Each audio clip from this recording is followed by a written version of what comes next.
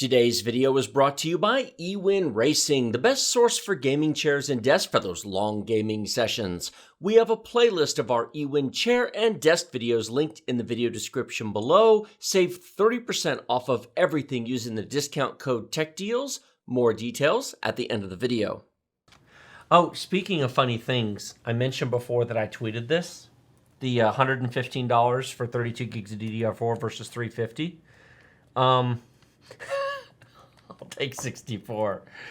Oh, the mining profits will pay for it. I don't think you can mine with RAM yet. Oh, wait, I shouldn't say yet. Oh, God, there goes the RAM market. Just when you thought it was safe. 3 times the price of DDR4. That is just insane. Yep.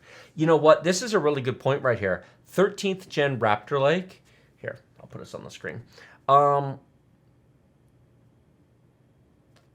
How many of you realize that the 9900K came out in 2018? Next year will be 2022. What is 2022 minus 2018? 19, 20, 21, 22? 4 years. That's a good upgrade time. So for those of you who spent the money to buy a 9900K in 2018, Raptor Lake might be the time that it's time to upgrade that. I don't think you need to do it for Alder Lake. You can if you want to, but the 9900K is still good. So that's 4 years of pretty awesome experience. Then you buy an i9 when the Raptor Lake comes out, and you keep that for 4 years. How many people have been saying they want to buy a computer for 5 to 7 years? A lot. Are they kidding themselves? Yeah, mostly. They are. Because if you're the kind of guy who buys the top-end chip, you're also the kind of guy who's not going to accept low-end performance. Correct. What was the top-end chip 6 years ago? 6 years ago? Yes. 6 years ago was 2015.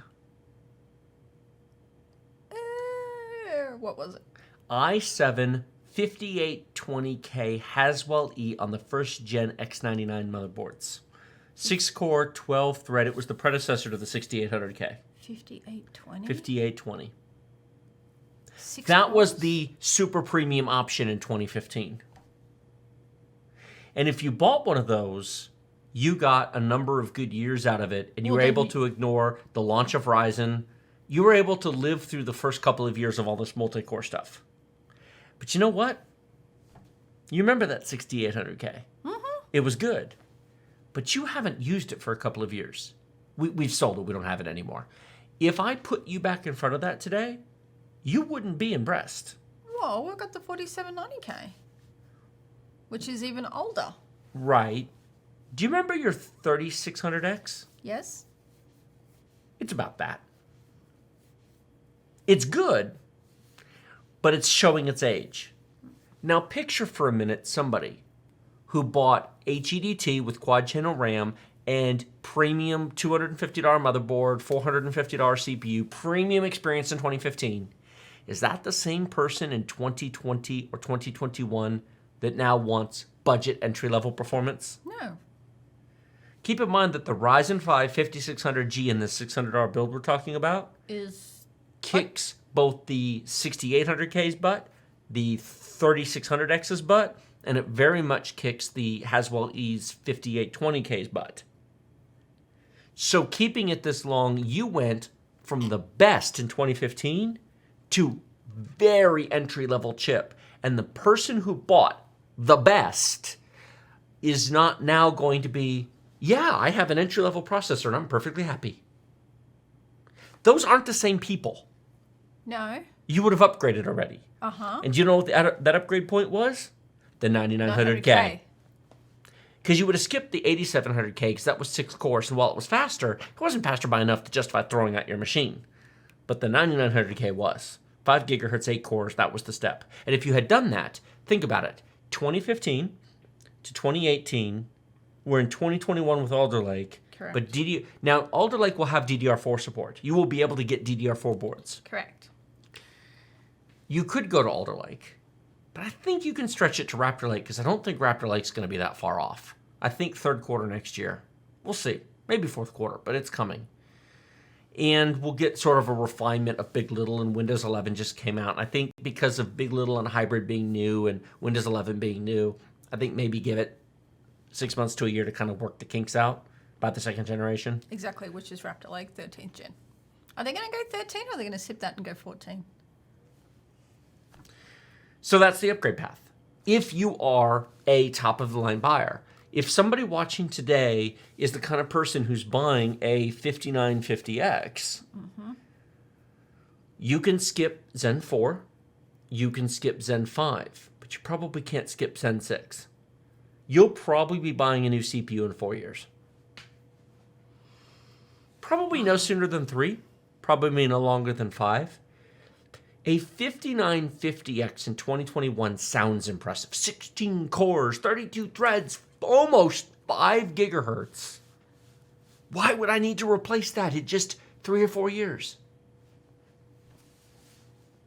Prepare to be amazed. Begun the Core Wars have. They've been here for all the times. When Zen 5 or Zen 6 and 32 cores and DDR5 8400 or 9600 are out. PCI Express Gen 5. Can you imagine? PCI Express Gen 5 with 16 gigs per second transfer rate and 128 to 256 gigs of RAM as normal. I know it sounds weird now. Hey, 16 and 32 used to sound weird. So how much VRAM are we going to have then? Lots. 30? Probably 32. 32? Yeah. So in just a short couple of years, all of this so stuff... So it's going to be the 60 series? 30, 40, probably the 60. 50, 60 or 70 series? 60. GPU. 2020, 2024, 2025, depending on how itchy people get for an upgrade. And depending on how much of the latest and greatest stuff they run. If they tend to run year-old games or 2-year-old games, if they tend to not be the latest and greatest, but whatever the 2024 or 2025 Cyberpunk is, if they want to play that game, they may quickly discover it's not that their 5950X won't run it. Of course it will run it. A Haswell E will run Cyberpunk. But what kind of experience do you want? Right. The kind of person dropping $5,000 on a computer today isn't going to be happy with the 2025 experience unless they drop another $5,000 on their computer. Which is why $1,500 for that 38-inch nano IPS 1600p ultra wide. You will have that forever. That's not nuts. No. If you're spending multiple thousand, if you're spending $4,000 on your computer, $1,500 on a monitor is not nuts that you will keep through the next probably 2 computer upgrades. True or true? Very, very true. How did we go from a $600 budget APU build to talking about $1,500 monitors? See, this is why everybody thinks I only recommend ridiculous budgets for everybody. Well, they asked the question, we answered it. eWin Racing has a wide selection of chairs to fit all shapes and sizes of gamers, ranging from petite to cuddly. They have something for every type of gamer.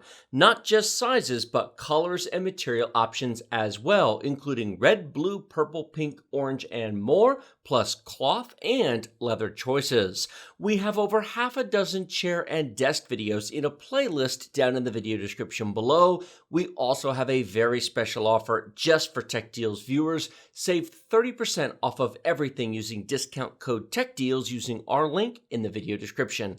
We have used eWin gaming chairs for 3 years in our office, sitting on them for up to 8-hour marathon live streams. They are very comfortable, and we are happy to work with eWin to bring you this special discount and recommend eWin for all of your gaming chair and desk needs.